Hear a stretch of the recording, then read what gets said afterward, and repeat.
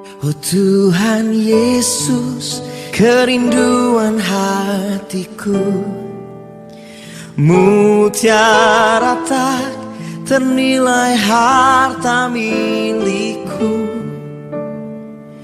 Keindahanmu memudarkan dunia, di mataku Engkau termulia.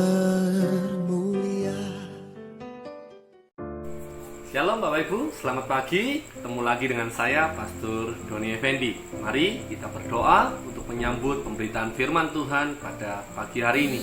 Di dalam nama Tuhan Yesus Kristus, terima kasih buat pagi yang indah, hidup yang baru, dan kami percaya berkat-Mu juga baru untuk setiap kami. Untuk itu, mari sempurnakan apa yang menjadi berkat-Mu buat kami lewat tuntunan-Mu yang ilahi, lewat suara surgawi yang akan kami dengar. Di dalam nama Tuhan Yesus Kristus kami siap untuk mendengarnya. Haleluya. Amin. Pagi hari ini firman Tuhan terambil dari Roma pasal yang ke-12 ayat yang ke-11. Demikian firman Tuhan. Janganlah hendaknya kerajinanmu kendor, biarlah rohmu menyala-nyala dan layanilah Tuhan. Ada 3 perintah yang pagi hari ini Tuhan sampaikan untuk kita kerjakan di tengah kondisi yang begitu buruk hari-hari ini. PSBB di banyak tempat, social distancing juga terjadi sampai ke daerah-daerah, ke kecamatan-kecamatan mulai memberlakukan social distancing. Otomatis menjadi tantangan tersendiri bagi kita, menjadi hambatan bagi banyak orang. Namun disitulah Tuhan mau kita berbeda. Untuk itu Tuhan memerintahkan 3 hal ini dengan tujuan sikap hidup kita boleh berbeda dengan orang lain, dan tentu kita juga memperoleh hasil yang berbeda. Karena tanpa tindakan yang berbeda tidak mungkin mendapatkan hasil yang berbeda pula. Dengan tindakan yang berbeda, hasilnya pun pasti beda. Untuk itu, lakukan firman, maka hidupmu pasti berbeda dengan kebanyakan orang di luar sana. Perintah yang pertama adalah janganlah hendaknya kerajinanmu kendor. Itu perintah yang pertama. Dalam perintah yang pertama mengandung 2 pengertian. Yang pertama, diperintahkan rajin itu artinya tidak menunda-nunda lagi dalam mengerjakan banyak hal. Apa yang bisa engkau kerjakan dengan kedua tanganmu, kerjakanlah mulai dari sekarang, kerjakanlah dengan secepatnya.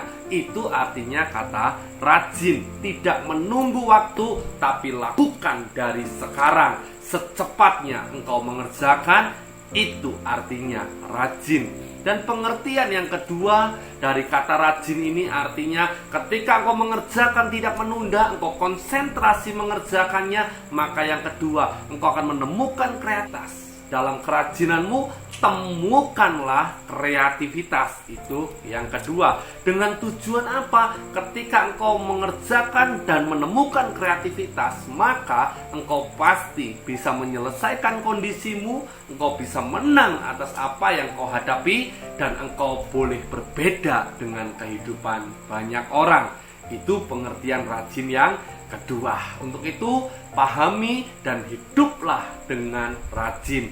Perintah yang kedua yang Tuhan sampaikan pagi hari ini, yang pertama kita harus rajin, yang kedua di sini dikatakan biarlah rohmu menyala-nyala. Kerajinan tanpa disertai dengan roh yang menyala-nyala akan menjadi tidak maksimal. Karena Mazmur mencatat percuma engkau duduk dan bangun dari pagi, duduk sampai jauh malam tanpa penyertaan Tuhan, itu menjadi tidak maksimal. Karena Tuhan memberkati orang yang dicintainya pada waktu tidur. Artinya jaga rohmu untuk senantiasa dekat dengan Tuhan.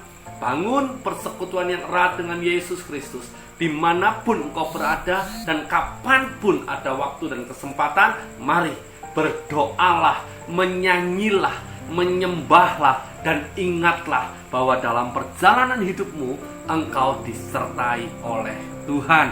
Dengan seperti itu, rohmu menyala-nyala, menyertai kerajinanmu yang tidak pernah kendor. Disitulah hidupmu maksimal. Dan yang terakhir, perintah yang ketiga adalah Tuhan katakan, layanilah Tuhan. Ketika engkau sudah rajin, hidup dengan sepenuh hati, tidak pernah menunda pekerjaan, menemukan kreativitas untuk menang dalam segala sesuatu, dan diiringi dengan doa yang sungguh-sungguh kepadanya, disitulah kita bisa melayani Tuhan dengan bebas. Seperti yang tercatat dalam Kolose pasal yang ketiga ayat 23. Lakukanlah segala sesuatu seperti untuk Tuhan dan bukan untuk manusia.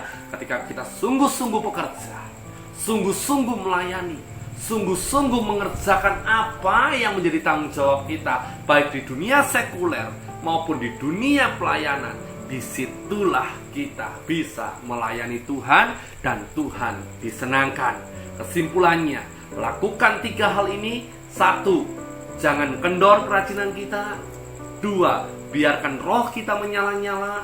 Dan yang ketiga, layanilah Tuhan dengan sepenuh hati. Pasti kita jadi pribadi yang berbeda. Di tengah kesusahan dunia, kita bersinar seperti matahari yang menyinari siang dan seperti bulan yang menerangi malam hari. Amin. Tuhan Yesus memberkati kita semua.